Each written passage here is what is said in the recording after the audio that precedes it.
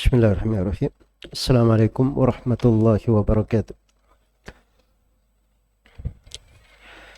Alhamdulillahi rabbil alamin. Salatu wassalamu ala al-mabawuthi rahmatan lil alamin. Nabiyina Muhammad wa ala alihi wa sahbihi wa man tabi'ahum bi ihsanin ila yaumiddin, amma ba'd.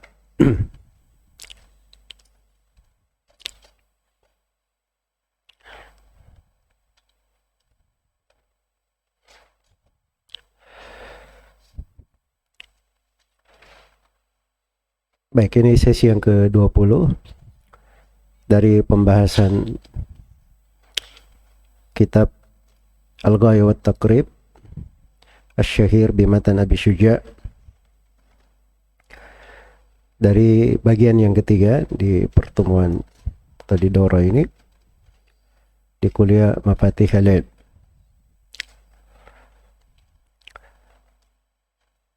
Kita telah memasuki pembahasan Kitabul Buyu'. Kalau bahasa penulisnya Al-Buyu' dijamak oleh beliau dari sudut bentuk-bentuk jual beli itu banyak. Kalau di Minhajut Talibin karya Nawawi disebut dengan nama Kitabul Bai'. Di mufrad dilihat dari sudut jual belinya dalam kandungan umumnya. Baik. Dan dari dua pembahasan yang sudah kita lewati di definisi al-buyu', kemudian penjelasan tentang riba, sudah tersimpul beberapa pendahuluan penting terkait dengan jual beli. Dan kita akan memasuki berbagai bab pembahasan. Iya. Dan saya di sini perlu untuk pertama memberikan tambahan pembagian untuk keperluan pembahasan yang akan datang. Kemudian yang kedua, saya akan simpulkan beberapa hal dari pertemuan sebelumnya. Baik, dari sudut akad itu di madhab Syafi'i, ini berjalan juga di madhab yang lainnya, bahwa akad itu ditinjau dari sudut al-luzum wal jawaz, itu terbagi menjadi tiga. Nah, seorang kalau bertransaksi, melakukan sebuah akad, di dalam transaksinya tersebut kadang akadnya mengikat kedua belah pihak, ya tidak bisa dilepas kecuali dengan persetujuan semuanya. Kadang akad itu ketika terjadi, kedua belah pihak bebas mau lanjut atau mau membatalkan, mau dipasakh, dilepas akad. Dan jenis yang ketiga, dari sebagian akad yang terjadi, salah satu dari keduanya boleh melepas dan satu yang lainnya mesti untuk tetap di atas akad. Maka itu tiga jenis. Iya, itu tiga jenis. Jadi yang pertama yang al-aqd al-jaiz min at-tarafain, dia jaiz untuk dua pihak, boleh untuk kedua belah pihak. Dan yang kedua lazim min at-tarafain, lazim dari dua belah pihak. Dan jenis yang ketiga jaiz min ahadit tarafain,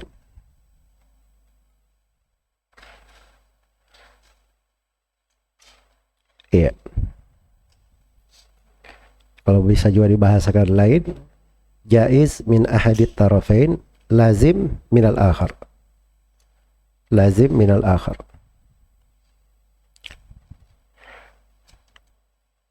Begitu 3 jenis ya.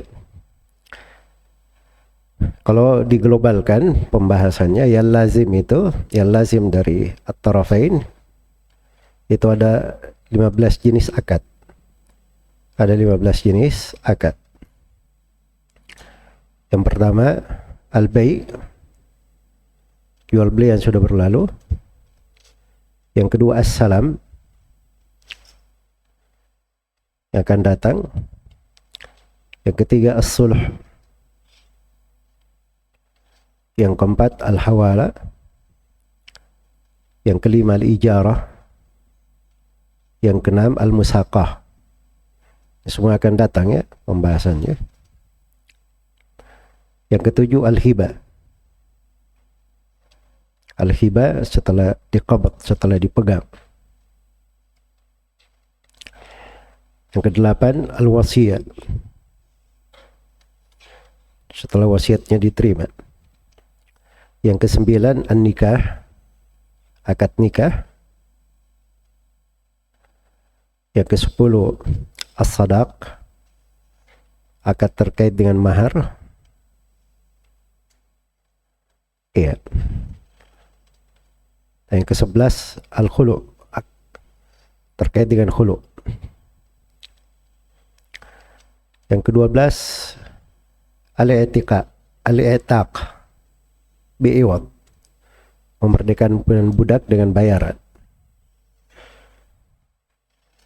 Iya. Yang ke-12, al-musabaqah bi'iwad. Dan yang ke-14, al-qard, pinjaman kalau sudah keluar harta yang dipinjamkan dari kepemilikan si pemberi pinjaman.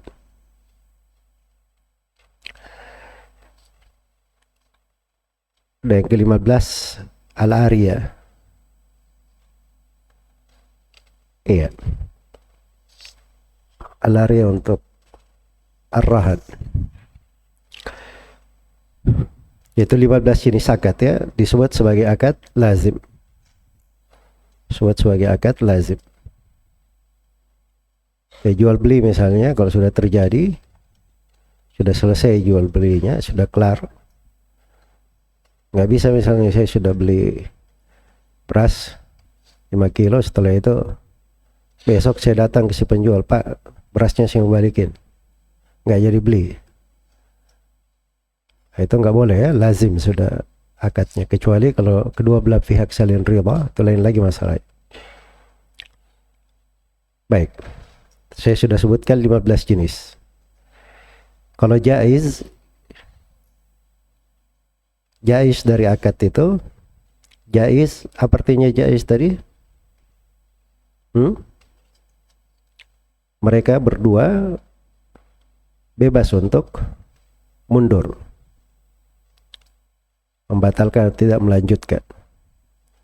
Itu ada 12 jenis akad. Ada 12 jenis. Yang pertama di syirkah, persyirikatan. Yang kedua di wakala. Ya. Jadi saya punya barang, saya bilang ke A, tolong jualkan barang saya. Jadi kalau suatu hari saya bilang ke si A, saya tarik wakalahnya. Atau si A nya berkata, oh, Ustadz, saya tidak mau terima lagi, saya sudah batal. Itu boleh, jaiz dari dua belah pihak membatalkan. Tidak mesti saya ridha, tidak mesti dia ridha untuk membatalkan. Jelas? Itu mana jaiz. Yang kedua tadi wakala, yang ketiga al-wadi'ah, titipan. Yang keempat al-qirat. Al-qirat ini akan datang ya, dia bentuk dari syarika, mudharabah kalau di bahasa fuqaha yang lainnya. Tapi di fuqaha Syafi'iyah dikhususkan keluar dari syirka. Yang kelima hibah. Hibah kalau sifatnya kepada orang lain dan sudah diterima hibahnya. Kemudian yang keenam arya, untuk selain rahannya. Dan yang ketujuh, al-qadha. Iya. Al-qadha sepanjang qadhi belum memutuskan, belum mentaid. Jadi ada yang mengangkat qadhiyah ke mahkamah, qadhinya belum diputuskan siapa yang menangani kasus. Setelah itu yang mengangkat, dia menarik kembali kasusnya. Atau yang dituntut setelah itu suluh dengannya, mereka berdua membatalkan, gak ada masalah. Sebab ini akadnya jaiz dalam bentuk itu. Baik. Yang kedelapan, al-wasiyah. Yang kesembilan, al-wasayah, yaitu dua hal dia di bab wasiat. Yang ke-10, ar-rahan. Ar-rahan sebelum dipegang, itu masih jaiz. Iya. Kalau saya pinjam uang dari si A 1 juta misalnya, terus saya bilangin saya gadaikan motor saya untuk jaminan, baru secara lisan. Sebelum motornya saya berikan, saya bilang, oh, saya batal ya, ganti barang gadainya. Saya pengen gadaikan misalnya buku saya saja. Ya, itu tidak ada masalah. Karena ini akadnya sebatas itu masih jaiz. Baik. Kemudian berikutnya yang keberapa sekarang? Yang keberapa antum nyatat? 11. Baik. Yang ke-11 itu pinjaman al-qard. Sepanjang pinjaman itu masih di tangan si pemiliknya, si pemberi pinjaman, belum dia keluarkan. Misalnya datang A mau minjam, Ustadz pinjam 10 juta, saya bilang oke, nggak ada masalah. Ya, setelah itu saya ke rumah, ternyata banyak keperluan ternyata di rumah. Saya bilang ke si A, kayaknya nggak jadi saya beri pinjaman. Ini jaiz, boleh, karena duitnya masih di saya. Jelas ya? Kecuali kalau saya sudah beri 10 juta, terus setelah itu saya bilang, oh nggak jadi ya, saya kayaknya ada keperluan. Nah, itu nggak boleh. Dia sudah lazim di situ. Sudah ada di tangan si peminjam. Jadi akad lazim. Baik. Yang ke-12 adalah al-ju'alah. Ju'alah sebelum bekerja. Ya, misalnya saya bilang siapa yang menurunkan barang dari mobil, saya beri upah, saya beri hadiah atau saya beri ju'alah misalnya 100.000. Iya. Jadi sebelum ada yang menjawab itu, sebelum ada yang bekerja, saya batalkan. Nah, itu boleh, nggak ada masalah, karena ini sifatnya jaiz. Baik. Kemudian yang ketiga, jenis yang ketiga, jaiz min ahadihima wa lazim min al-akhar. Satu jaiz, satu lazim. Dan ini ada 8 akad di situ. Ada 8 akad. Yang pertama adalah rahan, setelah dipegang, ya dengan izin. Barang gadaian itu kalau sudah dipegang, itu lazim. Iya, lazim bagi orang yang punya barang gadaian, karena dia menggadaikan, menjaminkan.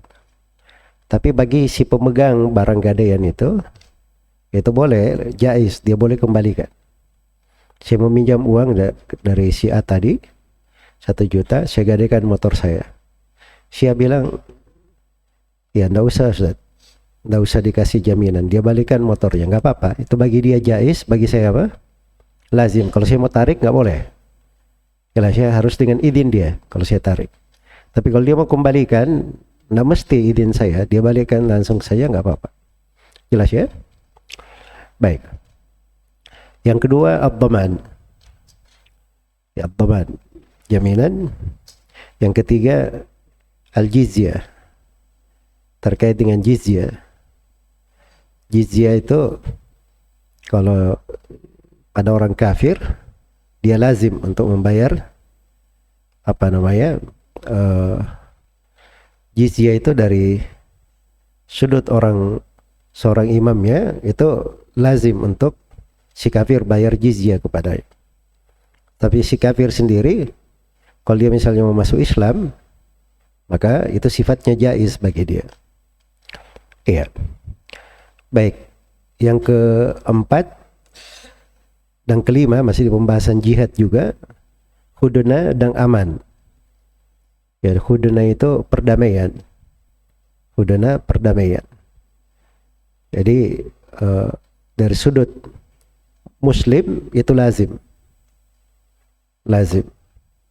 Ya, kalau misalnya dia minta berdamai atau dia minta berdamai, terus kita terima hudnanya, maka kita umat Islam lazim untuk menunaikan perdamaian. Kalau dia jaiz, dia mau batalkan, mau lanjut, mau tidak lanjut, itu urusan dia. Jelas ya? Tapi kalau kita satu kali memberi jaminan, kita lanjutkan. Seorang mukmin dia tinggi derajatnya dalam akad yang seperti itu. Baik, sama dengan yang kelima, aman. Aman itu memberikan jaminan keamanan. Memberi jaminan keamanan. Iya. Dan yang keenam di masalah al-imamah al-udma. Al-imamah al-udma. Jadi dia lazim dari ahlul halli wal aqd. Adapun imamnya kalau belum terpilih, belum dipastikan dia belum menerima jabatan, maka dia jaiz. Ya misalnya ahlul halli wal aqd telah bersepakat untuk menentukan kepala negara, maka kesepakatan mereka itu lazim, tidak boleh ada yang membatalkan. Orang yang ditunjuk kalau belum diangkat, maka dia lazim, boleh dia mundur. Apa dia jaiz? Boleh dia mundur. Baik. Kemudian yang kedelapan di kitabah. Ini di bab pemerdekaan budak ya. Ya bagi si tuan kalau dia bilang oke, kamu saya merdekakan dengan kitabah. Artinya dia memerdekakan dirinya, dibayar secara beransur. Iya. Ya kalau tuannya sudah bilang seperti itu lazim bagi dia, tidak boleh dia rujuk. Tidak boleh suatu hari dia bilang kepada budaknya, oh saya berubah pikiran, tidak jadi, nggak bisa. Tapi si budak, dia boleh. Sudah dikasih oleh tuannya, dia bayar beransur dirinya, budaknya merasa dia berat, tidak sanggup. Ya sudah, saya tetap budak aja, dia batalkan. Iya. Maka itu jaiz, boleh. Baik. Yang terakhir terkait dengan masalah hibah. Ya, hibah dari sudut kalau orang tua sudah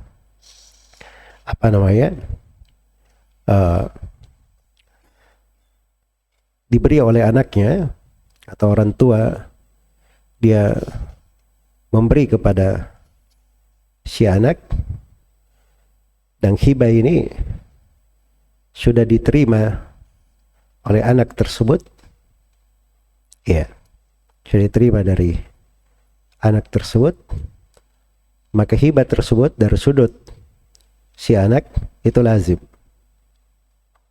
diterima untuknya. Tapi untuk orang tua dia jaiz, karena orang tua boleh rujuk dari hibah yang diberikan kepada anaknya.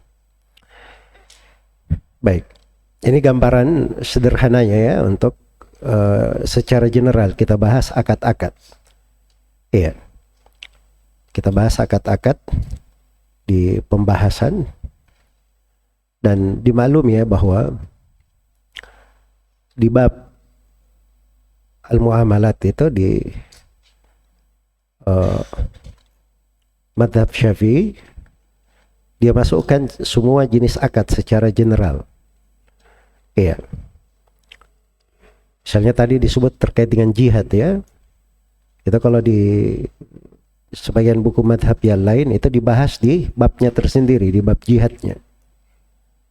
Tapi di sini karena dihitung akad oleh mereka kadang dibahas langsung di tempat akad. Baik. supaya kita mengerti ya cara berpikir para al-fuqaha, di mana kita mencari pembahasan itu kalau perlu untuk dibahas. Iya. Kemudian berikutnya di sini terkait dengan masalah jual beli yang sudah kita lalui kemarin. Jadi penulis itu membagi jual beli menjadi 3 ya. Ada bai' ain musyahadah, hukumnya jaiz, dan ada bai' syai' mausuf fid dhimmah, jaiz juga. Ya, dan ada bai' ain ghaibah lam tusyahad walam tusaf. Ini beliau bilang la yajuz. Beliau bagi menjadi tiga jenis. Dan ini sudah diterangkan. Cuman biasanya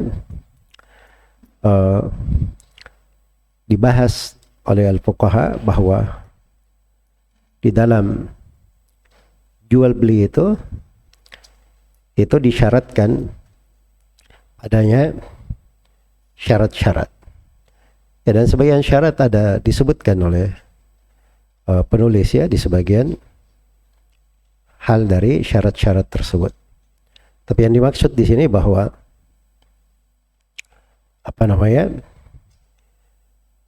jual belinya itu pada sudut pensyaratannya itu disyaratkan harus ada 2 orang yang saling berakad. Disyaratkan ada 2 orang yang saling berakad. Disebut dengan nama al-akidan. Iya. Al-akidan. Itu 2 orang yang saling berakad namanya. Terus disyaratkan juga pada al-ma'qud. Ada syarat-syarat. Iya. Disyaratkan pada al-ma'qud alaihi. Dan pada al-ma'qud alaihi sudah dijelaskan oleh penulis di sini 3 ketentuan. Tahir, nafi' dan mamluk. Dan kemarin kita tambah 2. Maklum dan apa lagi satu? Maklum, satu lagi apa? Maqdur ala taslimihi. Bisa diserahkan. Jadi selengkapi 5 ya, sebagaimana di dalam Minhajut Talibin dan selainnya. Baik. Dan mereka syaratkan juga ada sighah. Ya, ada sighah terkait dengan ijab dan qabulnya. Iya. Terkait dengan ijab dan qabulnya. Itu diberi rincian ya. Sini penulis, kalau kaidah penulisan beliau, itu beliau memberikan intisari dari setiap bab. Ya.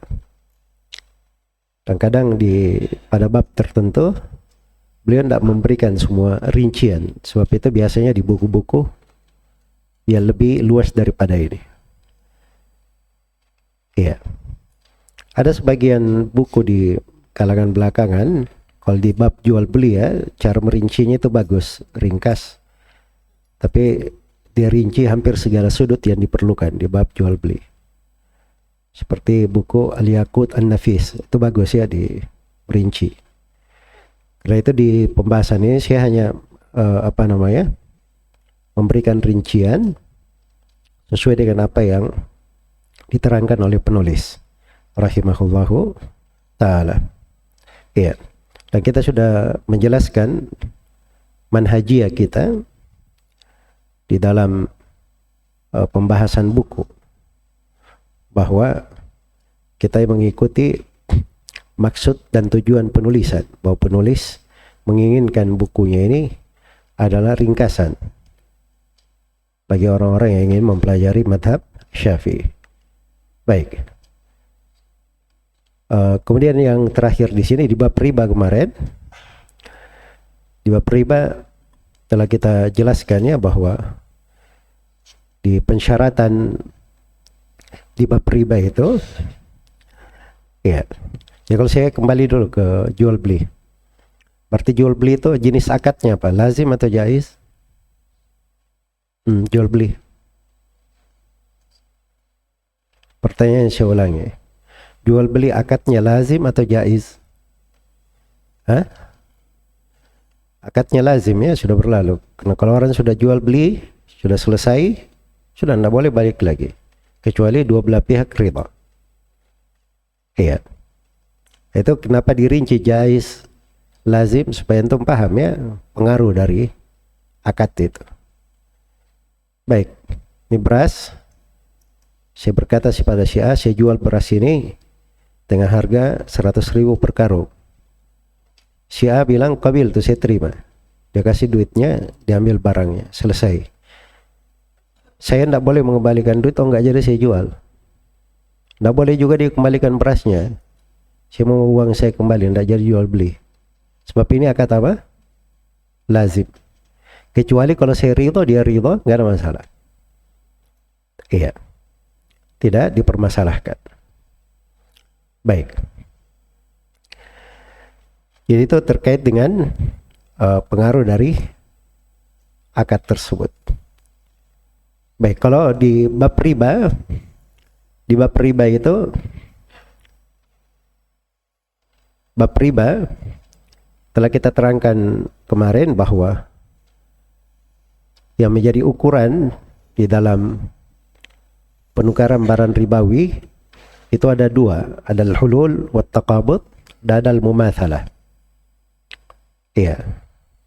Pada saat itu juga langsung dipegang, dan mumathalah, semisal. Barangnya itu semisal, sama. Iya. Sama dalam timbangan dan takaran. Baik. Dan telah kita simpulkan 3 kaidah kemarin. Kalau dua barang ribawi satu jenis, maka disyaratkan berapa syarat? 2 syarat. 1, hulul wa taqabud, langsung pada saat itu juga, dan cash dipegang. Dan yang kedua apa? Al-mumathalah, dan harus semisal. Kaidah yang kedua, kalau dua barang ribawi sama di dalam illah, disyaratkan berapa syarat? 1 saja, hulul wa taqabud, pada saat itu juga langsung dipegang. Ada pemumathalah tidak mesti. Kalau dua barang ribawi tapi berbeda ilahnya, misalnya beras dibeli dengan perak, beras barang ribawi, perak barang ribawi, cuman ilahnya berbeda, ya kan? Ini apa yang disyaratkan di sini? Tidak ada syarat apapun. Kalau barang ribawi, barang selain ribawi, dan barang selain ribawi disyaratkan apa? Berapa syarat? Juga tidak ada. Jelas ya? Jadi itu 4 hal ya. Kemarin sudah kita simpulkan. Baik, sekarang kita masuk di pembahasan berikutnya, atau satu hal lagi ya, terakhir, di penulis mengisyaratkan tentang tidak boleh bai' al-gharar. Iya, dan itu biasanya di buku-buku mutawwal di madhab itu disebutkan tentang al-buyu' al-muharramah, jual beli atau transaksi yang diharamkan. Iya, dan pokoknya di madhab Syafi'i sebab pengharaman itu karena ada gharar, ada darar, dan ada abdulum, kezaliman. Ketiga sebab pokok diuraian kebanyakan fuqaha Syafi'iyah. Iya. Dan saya sudah jelaskan ya bahwa di fuqaha yang lain ada sebab-sebab lain yang harus kita perhatikan. Sebab itu mu'tabar. Iya. Yang keempat, riba. Yang kelima, riba disebut juga di sini ya. Yang kelima, aklu malin nas bil batil, makan harta orang dengan cara yang kebatilan. Dan yang keenam adalah tagrir. Iya. Penipuan terhadap orang lain. Nah itu kemarin saya terangkannya bahwa di antara salah satu fikih orang itu paham pembahasan jual beli, dia mengerti sebab-sebab pokok kenapa ada jual beli yang diharamkan. So kalau dia hindari sebab pokoknya, maka insyaallah taala cabang-cabangnya juga dia bisa hindari walaupun cabangnya beraneka ragam. Ya, kemarin Abu Bakar bin Al-Arabi menyebutkan ada berapa jenis jual beli yang diharamkan? Ada 56. Itu yang ada di dalam ayat-ayat dan hadits. Tapi dari sudut praktek di masa ini mungkin jumlahnya ratusan, banyak bentuk. Iya, tapi inti kalau ada yang dilarang itu tadi inti larangannya. Baik, kemudian kata penulis rahimahullahu taala, faslun. Pasal, dan ini pasal terkait dengan masalah khiyar.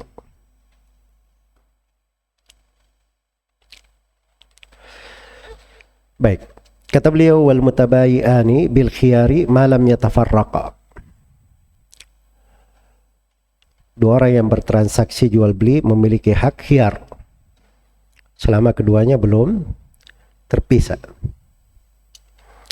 Walahuma ayyashtarital khiyar ila thalathati ayyab. Keduanya boleh mempersyaratkan khiyar hingga 3 hari. Wa idza wujida bil mabi'i aibun lil mushtari radduhu. Apabila aib ditemukan pada barang, si pembeli boleh mengembalikan barang itu. Wala yajuzu bai'uth thamarati mutlaqan illa ba'da buduwi salahiha. Tidak boleh menjual buah-buahan secara mutlak kecuali setelah keberhasilannya tampak. Wala bai'u ma fihi riba bijinsihi rataban illa laban. Juga tidak boleh menjual barang ribawi dengan sejenisnya dalam kondisi basah kecuali susu. Iya. Baik. Penulis mulai membuka terkait dengan bab khiyar. Jadi beliau katakan wal mutabayi'ani bil khiyar. Dua orang yang bertransaksi, si penjual dan pembeli itu punya hak khiyar. Apa itu khiyar? Khiyar artinya boleh dia imdha, dia lanjutkan, dia teruskan, dan boleh dipasakh. Boleh dia batalkan. Boleh dia hentikan. Iya, itu khiyar namanya. Iya. Jadi kapan dia punya hak khiyar? Boleh dia lanjut, boleh dia batal. Ini yang mau dibahas di sini oleh penulis. Dan kaidah umumnya kalau dua orang transaksi sepanjang masih di majelis belum berpisah, iya, maka punya hak untuk khiyar. Jadi saya ke toko misalnya, saya beli beras tadi 1 karung 100.000. Ya, kita sudah sepakat. Terus saya keliling-keliling lihat toko barang-barang lain. Ya. Tadi itu saya baru teringat sesuatu bahwa saya ada keperluan lain misalnya. Saya pengen dipending dulu, nanti di waktu lain beli. Saya bilang kita ini dulu, saya tidak jadi beli dulu, saya mau pergi ke tempat lain. Ini boleh, masih nggak ada masalah, karena masih di apa? Di satu majelis. Masih ada hak khiyar. Tapi kalau saya sudah bayar, saya sudah bawa berasnya, sudah keluar ya dari tokonya. Setelah itu saya baru berubah pikiran, itu tidak boleh lagi. Karena sudah terpisah apa? Terpisah antara keduanya. Iya. Terpisah antara keduanya. Kalau ada yang bertanya bagaimana jaraknya, berapa jauh jaraknya, dikatakan terpisah. Itu kembali ke urf. Kembali ke mana? Ke urf. Biasanya kalau sudah keluar dari pintu tokonya, itu sudah terpisah. Tapi kalau dia masih dalam toko, walaupun tokonya besar, itu biasanya masih terhitung apa? Satu majelis, itu di urf namanya. Ya, dan dasarnya Rasulullah sallallahu alaihi wasallam bersabda al-bayyi'ani bil khiyar ma lam yatafarraqa. Ya. Dua orang yang saling jual beli itu bil khiyar sebelum keduanya berpisah. Baik, ada beberapa orang sahabat yang meriwayatkan hadits tersebut. Itu dasarnya untuk khiyar. Kemudian kata beliau walahuma, dan keduanya, siapa keduanya? Dua orang yang bertransaksi, si penjual dan si pembeli. Ayyashtarita al-khiyar. Keduanya boleh mempersyaratkan khiyar. Iya. Boleh mempersyaratkan. Ya, kalau mempersyaratkan tidak apa-apa ya. Di dalam hal tersebut. Jadi saya bilang saya beli beras ini 100.000, tapi saya syaratkan saya diberi waktu 3 hari untuk khiyar. Jadi kalau saya misalnya berasnya saya nggak tahu orang di rumah mau beras jenis apa, ya dapat 1 karung ya beli aja.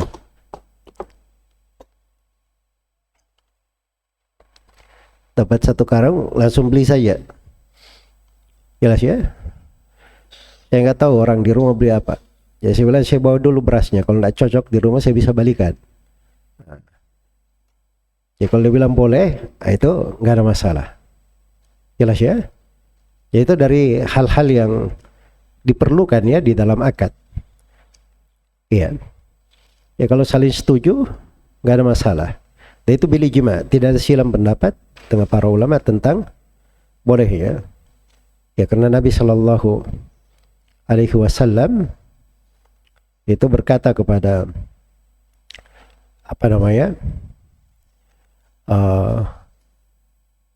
Mungkit bin Amr, iya, Mungkit bin Amr diberikan tentang hak untuk khiyar salah layal, 3 malam, selama 3 malam. Iya. Nah haditsnya di Sunan Ibnu Majah ada kelemahan ya di sebagian riwayat, tapi dihasankan oleh Nawawi dan dihasankan oleh Syekh Al-Albani rahimahullah dari beberapa jalur ya. Baik. Dan saya sudah terangkan tadi ya bahwa dinukil ijma tentang bolehnya hal tersebut. Baik.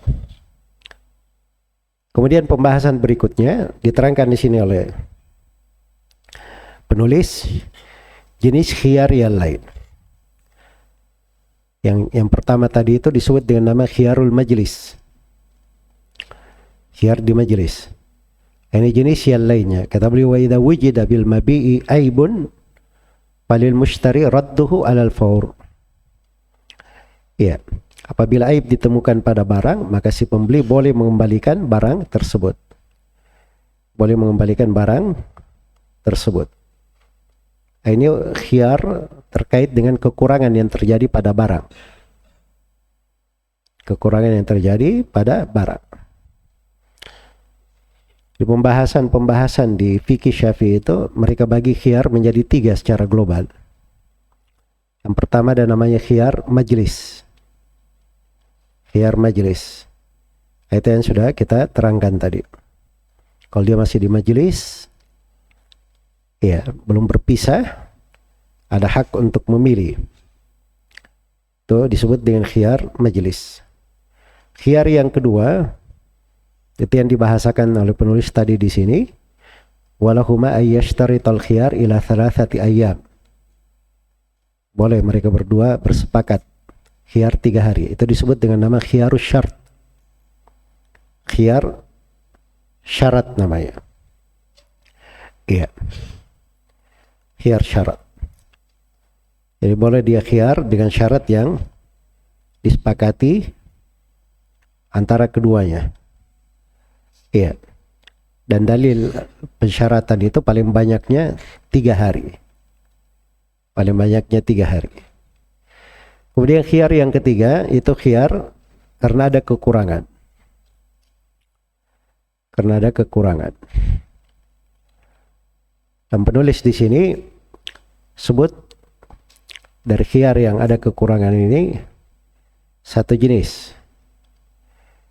Iya. Yaitu khiyar karena aib. Khiyar karena aib.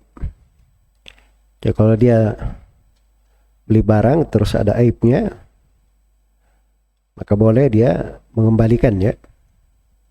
Boleh dia mengembalikan. Dan itu terjadi di masa Nabi Shallallahu Alaihi Wasallam. Iya. Di mana ada orang yang beli budak, ternyata budak itu ada aibnya, ada cacatnya. Maka dia pun datang kepada Nabi Shallallahu Alaihi Wasallam untuk mempermasalahkan orang yang menjual budak itu kepadanya. Maka Nabi beri hukum budaknya dikembalikan si penjual kepada si penjual. Itu khiyar namanya. Dan ini isyarat ya bahwa fungsi khiyar itu ada di dalam hukum syar'i. Jadi tidak boleh si penjual toko menulis di tokonya semua barang yang dijual tidak boleh dikembalikan. Ya, itu hukum kepalanya sendiri. Jelas ya. Tapi kalau di hukum syar'i ada aib, dia wajib ambil kembali barangnya. Ada aibnya. Jelas ya. Dia tidak terima, itu urusannya ke pengadilan. Itu bisa dibawa ke pengadilan. Saya beli barang, barangnya ada aibnya, dia kasih, pengadilan memaksa dia untuk mengambil. Itu begitu caranya ya. Ya seperti sahabat ini, dia beli budak ada aibnya, dia datang kepada Nabi, ini orang jual ada aibnya. Maka Nabi beri keputusan, budak ini dikembalikan ke kamu. Penjual. Ya. Baik. Kemudian juga dari kekurangan kalau di dalam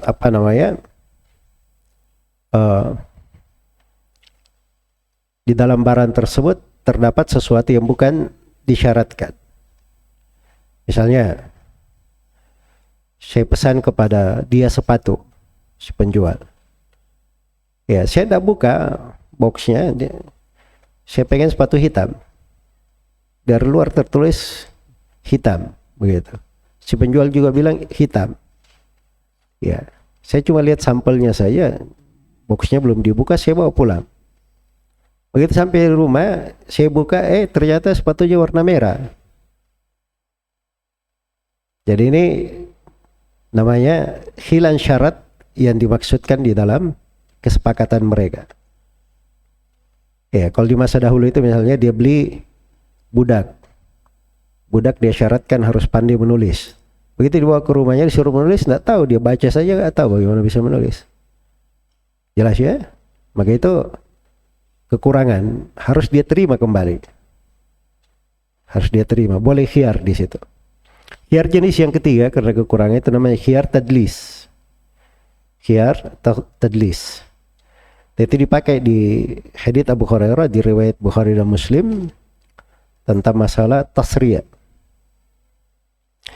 Iya. Tentang masalah tasriyah.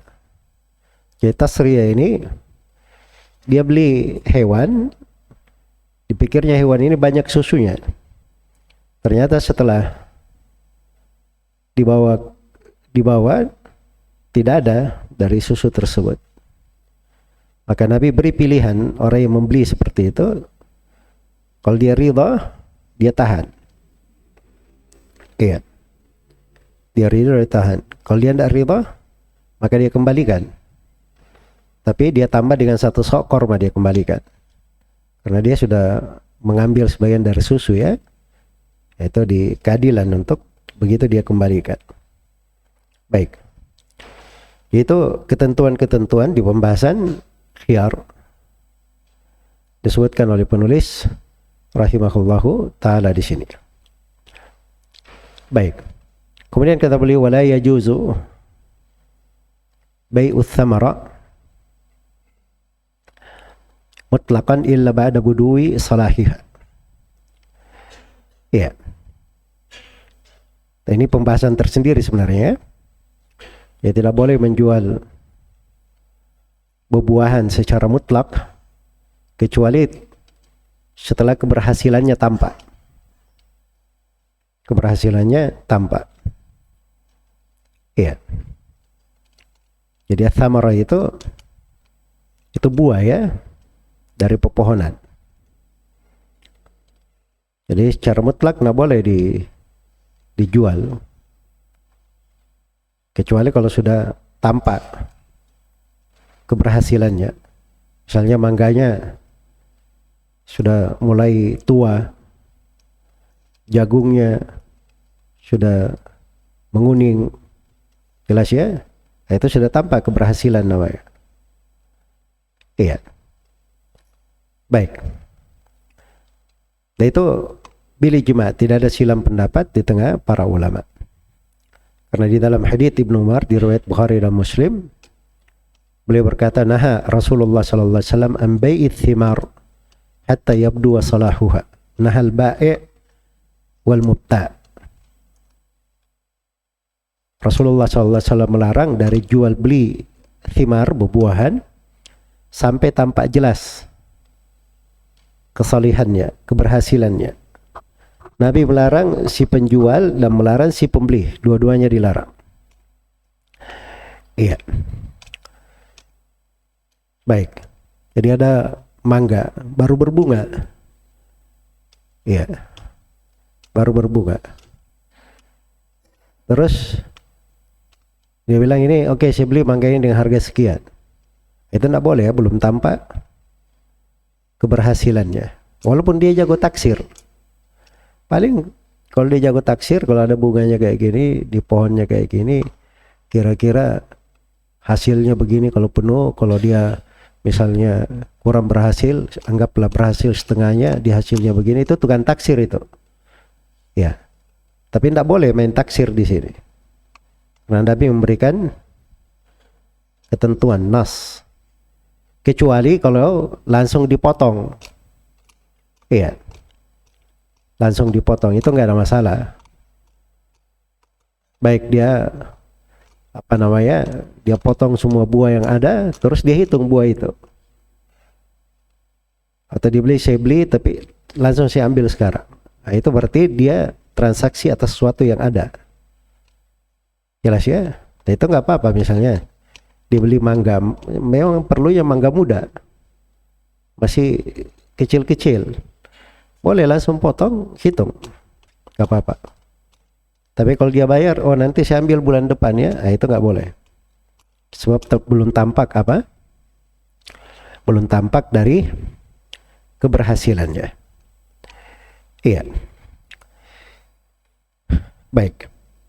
Kemudian di berikutnya, kata penulis rahimahullahu ta'ala, kata beliau, wala bai'u ma fihi riba bijinsihi rataban illa laban. Dan tidak boleh menjual barang ribawi dengan sejenisnya dalam kondisi basah, kecuali pada al-laban, kecuali pada susu. Iya. Kecuali pada susu. Baik, misalnya kismis. Kismis kan anggur kering, sudah dikeringkan, ditukar dengan anggur, itu tidak boleh. Korma ditukar dengan rutab, rutab itu korma basah, itu tidak boleh. Iya. Ya kalau dia pada sejenisnya, itu tidak diperbolehkan. Ya dasarnya karena Nabi Shallallahu Alaihi Wasallam ketika beliau ditanya tentang syira' ats-tsamar birrutab, membeli buah dalam dibayar dengan buah yang basah, maka Rasulullah bertanya, yang kusur rutab ila yabis, apakah korma basah ini kalau dia kering dia berkurang? Para sahabat menjawab na'am. Maka Nabi berkata, para sahabat berkata iya. Maka Nabi pun melarang dari hal tersebut. Iya. Nabi melarang dari hal tersebut. Jelas ya? Karena itu kaidahnya di bab riba, mau disebut kaidah, mau disebut tabit di bab riba.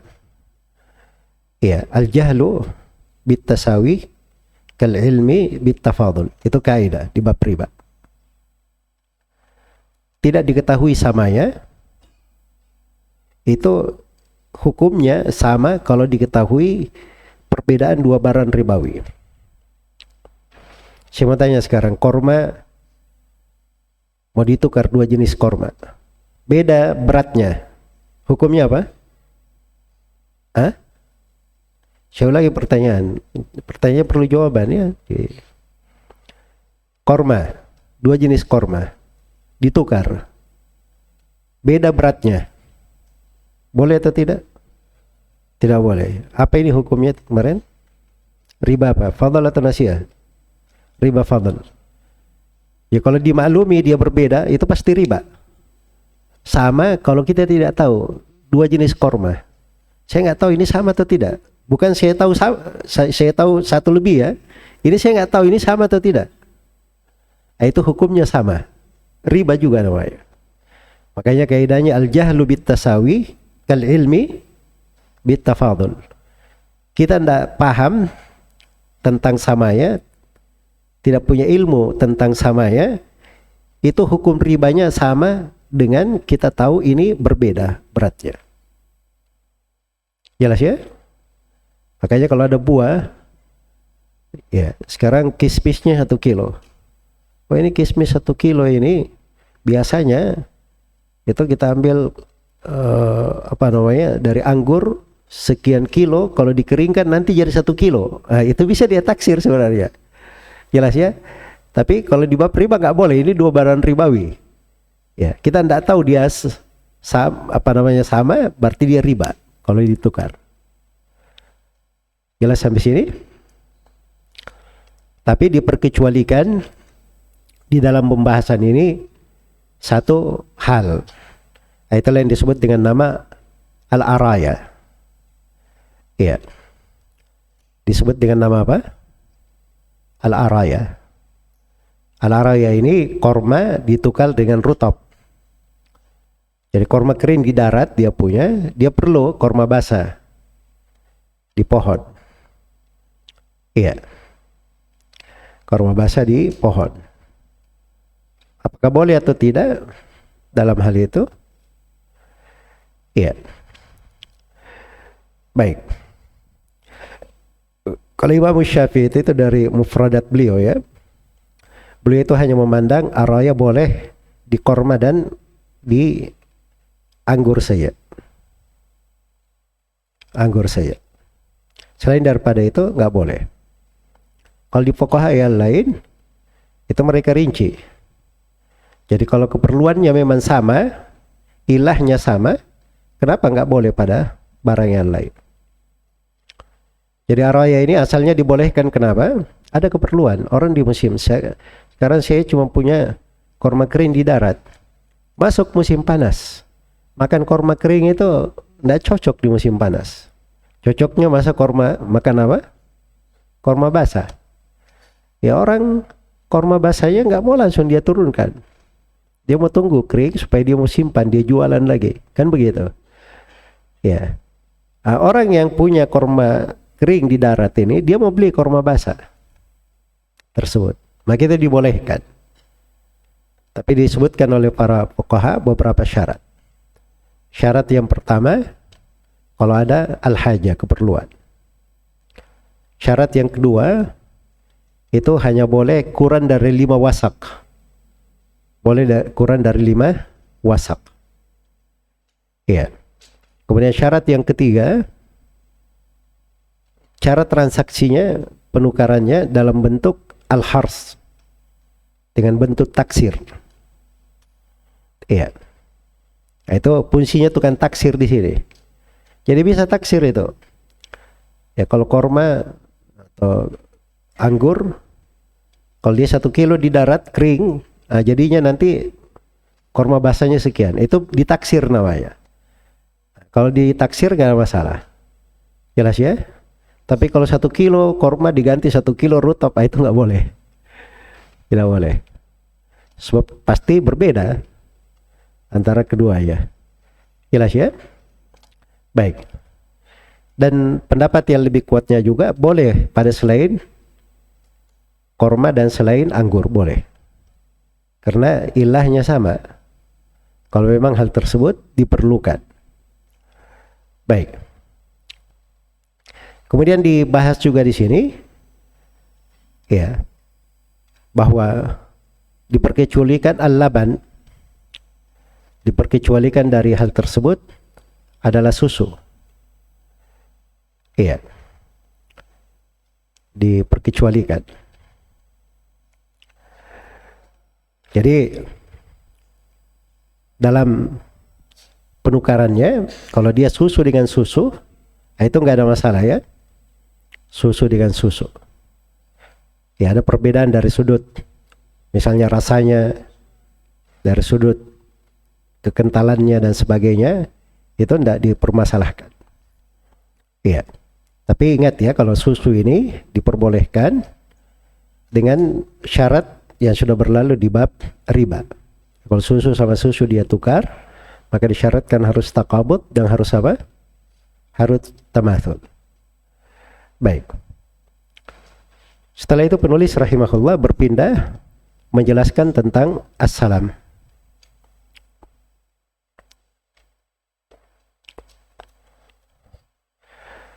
Baik, kata beliau faslun, pasal, wa yasihhu salamu halan wa muajjalan. Iya, ini kesalahan populer kalau baca buku-buku fikih, dia baca halan, tidak dia tasydid. Ini harusnya di tasydid, dia halan, di tasydid. Sebab kalau halan itu artinya kondisinya. Tapi kalau halan itu artinya langsung dia pegang pada saat itu juga. Pada saat itu juga. Jadi boleh salam itu halan wa muajjalan. Iya. Boleh pada saat itu dan boleh diakhirkan. Fi matakamala fihi khamsu syara'id. Secara kontan dan meransur pada hal yang memenuhi 5 syarat. Iya. Jadi beliau terangkan di sini harus ada 5 syarat. Harus ada 5 syarat terpenuhi di dalamnya. Baik.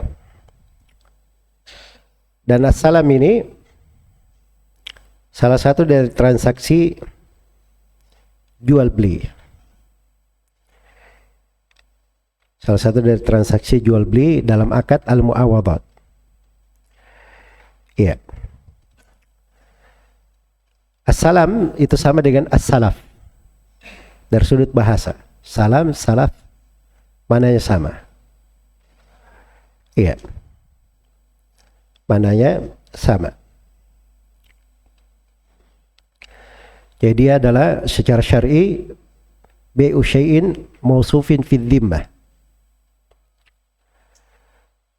Menjual sesuatu yang disifatkan di dhimmah, di atas tanggung jawab. Jadi bai'u syai'in mausuf fi dhimmah. Dia menjual sesuatu di atas tanggung jawabnya. Nah, nampak dari sini ya bahwa salam itu sama dengan apa? Ada kemiripannya dari jenis jual beli di ad-dhimmah yang sudah diterangkan di awal buku. Itu ada kemiripan, walaupun tidak mirip semuanya. Jadi kata bai' mausuf fi dhimmah itu lebih luas cakupannya. Salah satu bentuknya salam, salah satu bentuknya. Iya. Baik. Jadi salam ini contoh sederhananya, ya, saya pergi ke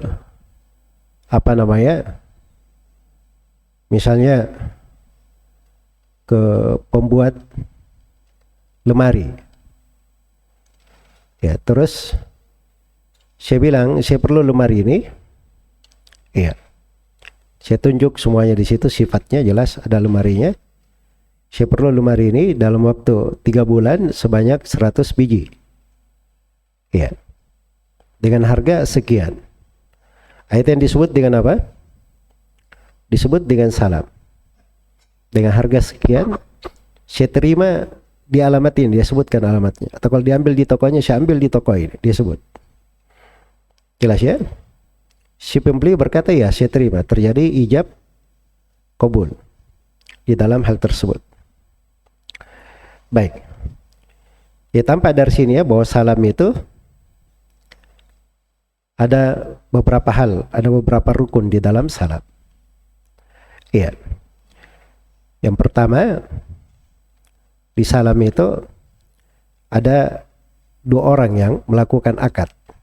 Itu yang pertama. Ada si pembeli dan ada si penjual. Ada si pemesan dan ada penyedia pesanan. Itu dua. Jadi kalau bahasa fikihnya muslim, ini si pemesan namanya muslim, dan ada muslim ilaihi. Nah, ini orang yang menyiapkan pesanan. Kemudian syarat yang kedua disyaratkan al-ma'qud, rukun yang kedua disyaratkan al-ma'qud alaihi. Iya. Barang yang merupakan objek akadnya. Nah, di situ ada dua ya. Ada ra'sul mal, ada modalnya. Kalau bahasanya di salam itu ra'sul mal atau ats-tsaman, harganya. Dan ada al-muslam fihi. Nah, ini al-muthmannya, barangnya. Ada barangnya. Jadi ada harga dan ada barang. Ya. Baik. Dan yang ketiga disyaratkan sigha ijab dan qabul. Disyaratkan ijab dan apa? Dan qabul. Baik.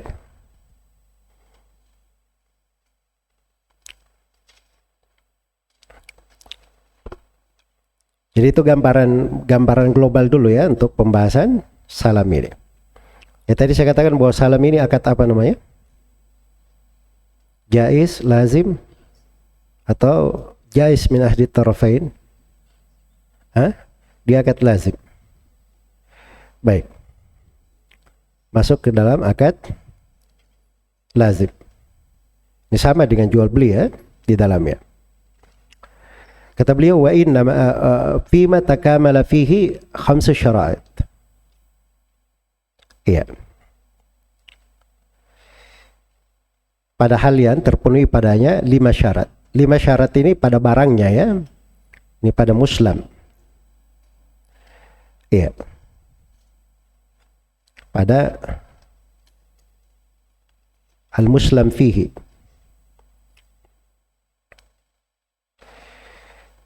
Baik.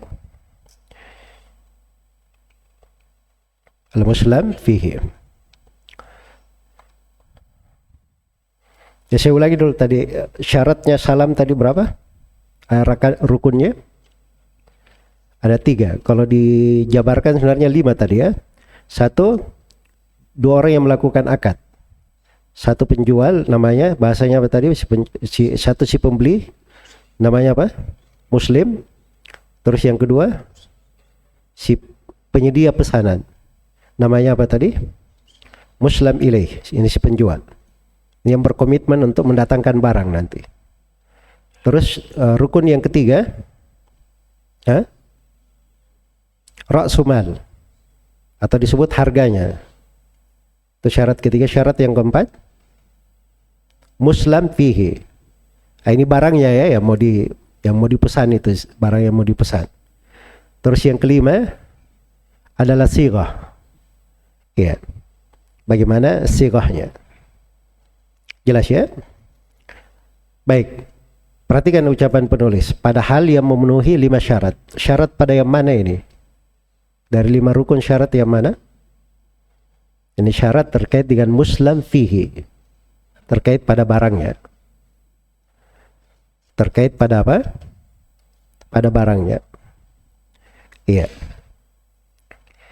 Baik. Kita perhatikan syaratnya.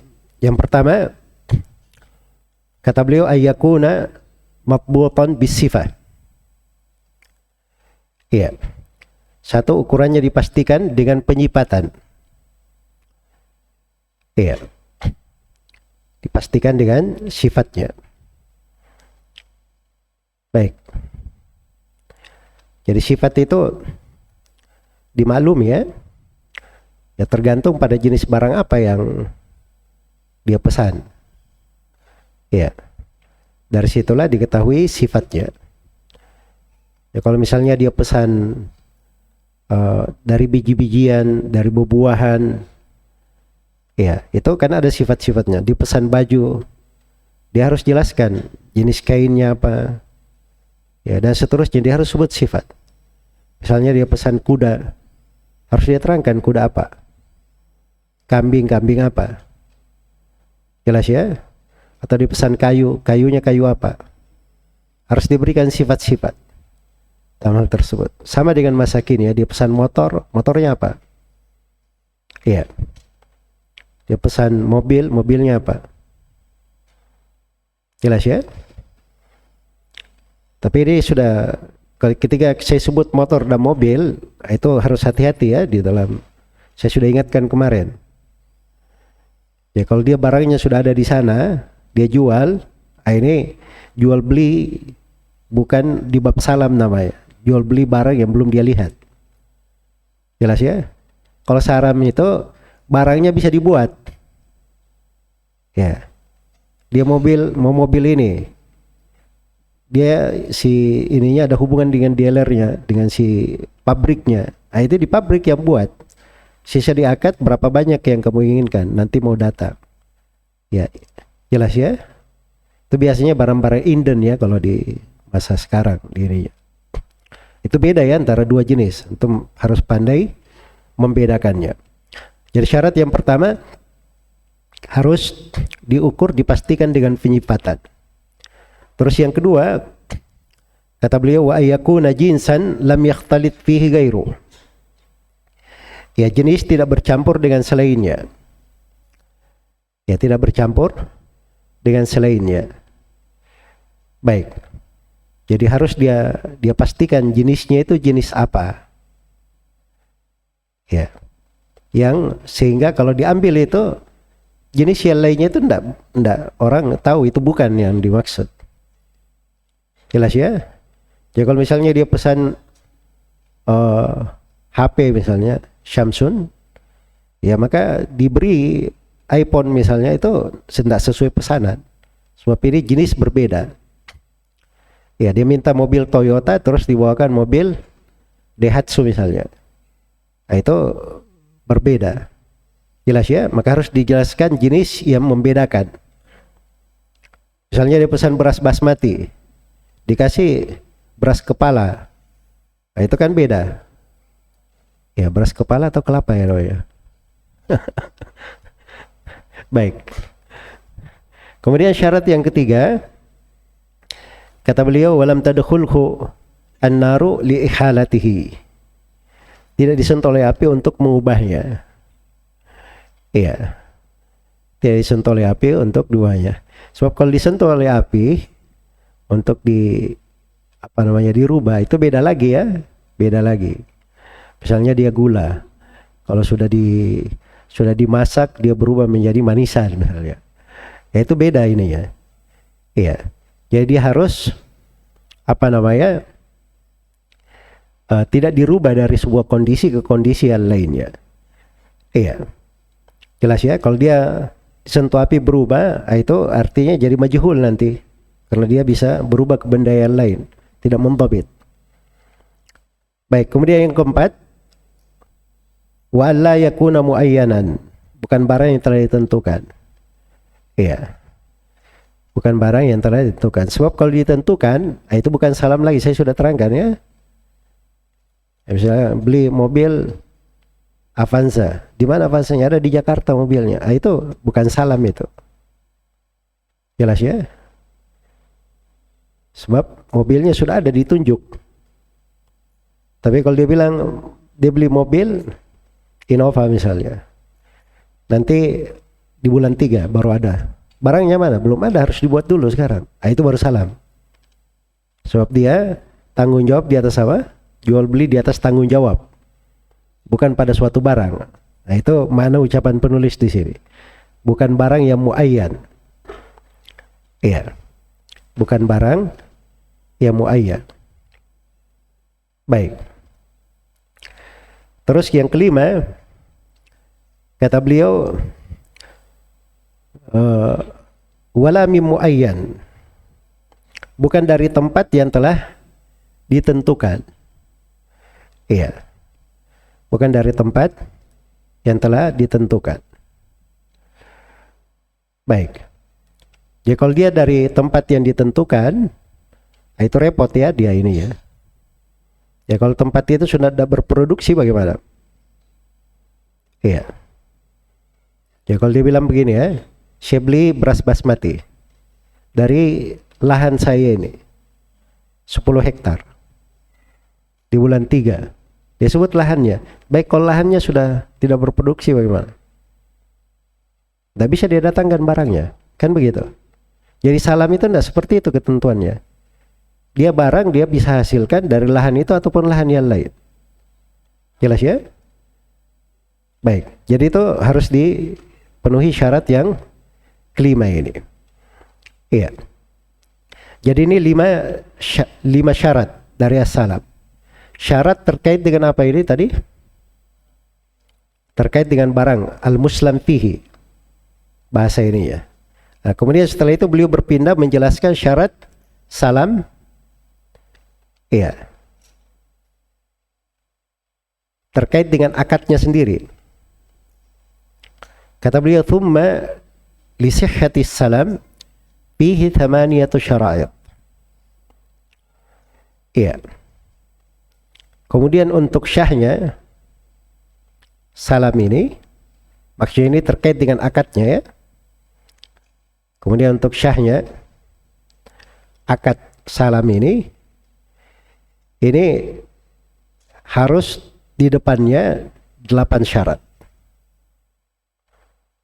Harus di depannya 8 syarat. Dan 8 syarat ini tentunya ini syarat tersendiri ya di as-salam. Dan salam itu bagian dari jual beli. Berarti syarat jual beli ditambah 8 syarat ini. Begitu maksudnya. Iya. Apa itu 8 syarat? Yang pertama, wahuwa ayasifahu ba'da dzikri jinsihi wa nau'ihi bisifatil lati yakhtalifu biha tsaman. Iya. Barang disifatkan dengan sifat-sifat yang menentukan perbedaan harganya. Setelah disebut jenis dan macamnya. Iya. Jadi harus dia beri sifat yang jelas di dalam hal tersebut. Baik, saya pesan salam. Datangkan saya bahan makanan pokok. Pertanyaannya, makanan pokok apa maksudnya? Luas makanan pokok. Harus dia sebut. Beras kah? Tepung kah? Ya kan? Korma kah? Makanan pokok semua itu. Kismis. Itu makanan pokok semua. Baik. Kalau dia sudah sebut misalnya satu jenis makanan. Oke, disebut kita yang dekat-dekat ya. Beras. Tanya jenis berasnya apa? Beras apa yang dimaksud? Yang dia bilang saya beras, minta beras. Berapa harganya? 40.000 per kilo. Jadi pikiran si pembeli ini beras bagus ini 40.000. Dikasih beras harga 10.000. Kan akad kita cuma beras. Nah, harus dikasih sifat yang menentukan. Berasnya beras apa? Jelas ya? Baik. Ya kalau di beras itu ada sifat lainnya, misalnya harum. Nah itu di Indonesia ini ada jenis beras itu pakai aroma pandan ya, dikasih aroma-aroma itu. Ya. Sudah terjadi akad dikasih berasnya. Oh bukan itu maksud saya, yang aromanya pandan itu. Oh enggak ada di akad kita, harus dia simpan di akad dari awal. Itu salam, dia perjelas dulu ya. Yang pertama. Terus yang kedua, itu berbeda harga nanti dari situ. Akan terjadi hal yang membedakan harganya. Sama di beras juga itu ada beras merah, ada beras putih kan begitu ya. Ada beras biasa, ada beras untuk orang yang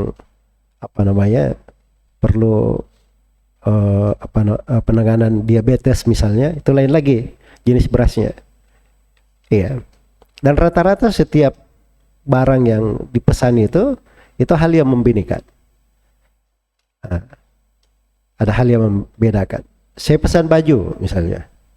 Bajunya apa? Harus disebut jenis bajunya. Saya pesan kain misalnya. Harus disebut kainnya jenisnya apa. Iya. Harus disebut kainnya jenisnya apa. Baik, yang kedua. Kata penulis wa yadhkurah qadrahu bima yanfil jahalata anhu. Ya. Kemudian yang kedua disebutkan kadarnya yang mengangkat kejahilan tentangnya. Yang mengangkat ketidakjelasan, karena memang prinsip salam itu Nabi sudah tegaskan di hadits Ibnu Abbas riwayat Bukhari dan Muslim. Kata beliau, man aslafa fi syai'in fa fi kailin ma'lum wa waznin ma'lum ila ajalin ma'lum. Kata beliau, siapa yang melakukan salaf, melakukan salam pada sesuatu, maka harus pada takaran yang dimaklumi, timbangan yang dimaklumi, hingga waktu yang dimaklumi. Jadi kasih tiga hal ini kaidah dasarnya ya. Semuanya harus dimaklumi, maklum. Barang itu ada yang ditakar, ada yang ada yang ditimbang. Kalau takar itu pakai liter, pakai karung, pakai keranjang, itu takaran namanya. Kalau berat itu biasanya kilo, itu apa namanya? Wazan. Itu terkait dengan berat, sesuatu yang hubungannya dengan timbangan. Iya. Baik, itu harus dimaklumi semuanya. Harus dimaklumi. Ya. Kalau misalnya dibeli kain, dia harus sebut berapa yard kainnya. Harus jelas.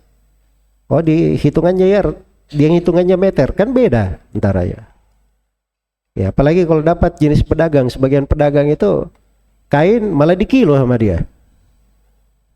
Bukan di apa? Bukan di meter. Ya, datang si penjualnya, oh kita biasanya pakai yard hitungannya. Enggak. Kami kalau di pasar kami pakai kilo. Ya, akhirnya ribut gara-gara itu. Nah, itu enggak boleh, harus dia tentukan. Hal yang dimaklumi yang mengangkat perselisihan atau membawa makna ketidakjelasan. Membawa makna ketidakjelasan. Baik, kemudian yang keberapa sekarang? Yang ketiga. Ya. Baik, kata penulis rahimahullahu taala, wa in kana muajjalan dzakara waqta mahallihi. Ya. Diserahkan secara beransur dengan menyebut waktu penyerahannya. In kana muajjalan. Jadi kalau sekarang kan tadi salam itu bisa halan, bisa kontan, dan bisa pada waktu yang telah ditentukan. Ini kalau misalnya dia tentukan waktunya, maka dia sebut. Ya, misalnya diserahkan di tanggal 30 di bulan Dzulhijjah. Di tahun dia sebut nama tahunnya. Tahun ini, tahun besok dia sebut. Jelas ya? Atau kalau enggak dia bilang, semenjak saya serahkan duit ini 1 bulan setelahnya barangnya datang. Atau 2 bulan setelahnya, 1 tahun. Ya, dalilnya hadits yang telah berlalu. Karena Nabi bilang ila ajalin ma'lum. Harus ajalnya dimaklumi. Kemudian syarat yang keempat, kata beliau, wa yakuna maujudan indal istihqaqi fil ghalib. Iya. Hendaknya barang tersebut biasanya ada pada temponya. Ada pada temponya. Pesan manggis. Jelas semua sudah terang sifatnya apa. Ya, pesannya, misalnya manggisnya biasanya ada bulan 4 sampai bulan 6. Dia pesan di bulan 12. Menyerahkan. Itu bukan waktu biasanya orang panen di situ. Jelas ya? Baik, dan itu tidak syah salam dengan bentuk seperti itu. Kemudian yang kelima, iya, wa yadhkura mawdi'a qabdihi. Hendaknya disebutkan tempat penyerahannya. Ya, diserahkan di mana? Kalau ada alamat, kasih alamatnya. Kalau di tempat orang si penyedia barang, diambil di gudang dia. Kalau mau diterima oleh si pembeli, dia serahkan tempatnya di mana? Mau di rumahnya kah, di tokonya, di gudangnya, harus ada. Jelas ya? Sebab itu berpengaruh di harga itu. Apalagi pada hal-hal yang dipesan. Kadang barangnya didatangkan mungkin dari dekat, mungkin dari jauh, ya. Dan kadang si supplier dia nggak mau tahu di mana barang ini saya ambil. Yang jelas orang sudah tahu ini barang saya bisa adakan. Baik. Berikutnya yang ke-6, kata penulis, wa yakuna tsamanu ma'luman. Iya. Harganya adalah dimaklumi. Ini terkait dengan ra'sul mal, ya. Harus dimaklumi. Jenisnya, kadarnya harus dimaklumi. Ya, misalnya dia berkata 100 juta. Juta apa? Harus disebut mata uangnya. Juta rupiah. Jangan dia tulis 100 juta. Nanti setelah itu si suppliernya bilang 100 juta dolar. Ya. Kan tidak ada di akad. Jadi sebab keributan. Jadi harus ditulis tentang hal tersebut. Baik. Kemudian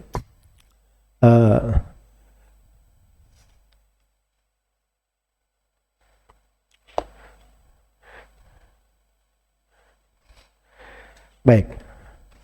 Kemudian diperhatikan ya, untuk masalah harga ini hukum riba antum sudah berlalu ya. Jangan sampai antum pesan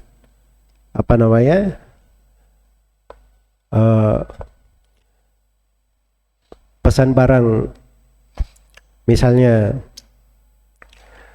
emas, dibuatin emas, ya terus dibayarnya pakai emas juga, atau yang semisal yang itu diperhatikan hukum-hukum yang telah berlalu, ada keterkaitannya. Kemudian yang ketujuh, kata penulis rahimahullah, wa yataqabada qabla tafarruq. Harga dipegang sebelum berpisah. Ini dari pokok salam itu. Salam itu, jadi dia serahkan harganya pada saat itu salam namanya. Iya. Kalau dia serahkan harga di situ, berarti itu jual belinya namanya bay fi dhimma. Jual beli dia tanggung jawab. Bukan tidak boleh ya, tapi jenis jual belinya nanti beda. Atau kadang namanya istisna. Iya. Minta dibuatkan. Itu jenis lain. Baik. Kemudian berikutnya yang ke-8, wa yakuna aqdus salam najizan la yadkhuluhu khiyarus syart. Iya. La yadkhuluhu khiyar asy-syart. Baik. Jadi akad salamnya berupa akad yang telah sempurna, tidak dimasuki oleh khiyar syart. Iya. Jadi akadnya tersebut itu telah sempurna langsung. Tidak lagi kalau syaratnya kalau begini tidak ada menggantung-gantung dengan syarat. Harus lengkap. Iya. Sempurna pada saat itu. Baik, itu 8 syarat ya. Disebutkan oleh penulis di sini. Ini syarat umum terkait dengan syarat keabsahan salam itu sendiri. Baik. Dan itu sudah ada gambaran sederhana ya terkait dengan masalah salam itu sendiri. Baik, di tertib fikih itu seperti itu ya. Antum selesaikan buku, antum pahami dulu maknanya, kandungannya. Nanti kalau mau masuk rincian di dalam hal-hal tersebut, itu kadang pembahasan lebih detail lagi. Iya. Baik. Ada orang-orang yang belajar fikih. Bagus pembahasannya. Tingkatan-tingkatan maratib fikih dia pelajari, level 1, level 2, level 3. Ya. Tapi kalau sudah masuk ke dalam pembahasan fikih kaitannya dengan pertikaian dengan manusia, kaitannya dengan hukum kenegaraan dan seterusnya, itu dia tidak bisa bicara di situ.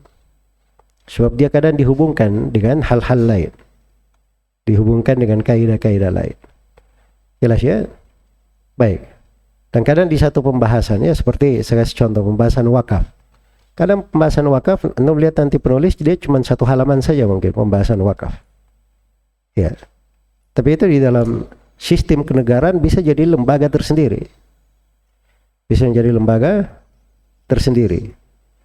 Nah, itu fikih namanya. Ya maksudnya seorang itu ketika awal kali dia belajar, dia perhatikan bagaimana cara membentuk karakter ilmiah dulu. Memahami fikih. Ya. Sudah terbentuk, nanti dia pindah ke kitab lain, ada tambahannya, dia bangun lagi di atasnya, dia lengkapi. Begitu. Baik. So kadang repot juga ya kalau diuraikan ya. Untuk misalnya salam tadi ada 5 rukun. Disebutkan dulu rukun pada muslimnya, rukun pada muslim ilaih, rukun pada at-thaman atau ra'sul mal, rukun pada al-muslim fi, kemudian terkait dengan hijab dan qabulnya. Ya kadang di sebagian buku itu disebutkan muslim fihi ada 13 syarat. Ini ada isinya syarat. Jadi agak panjang di pembahasan. Kecuali kalau misalnya ada pembahasan-pembahasan tertentu, itu tidak ada masalah ya. Dibahas di satu pokok itu saja. Tapi kalau pembelajaran buku seperti ini, kitab ini manhajiyah namanya. Manhajiyah di dalam membangun taksil fikih. Ya itu harus diikuti metode yang berjalan di tengah para ulama di dalam hal tersebut. Ya wallahu ta'ala alam. Kita sambung insyaallah setelah salat. Subhanakallahumma wa bihamdik, asyhadu an la ilaha illa anta, astaghfiruka wa atubu ilaik.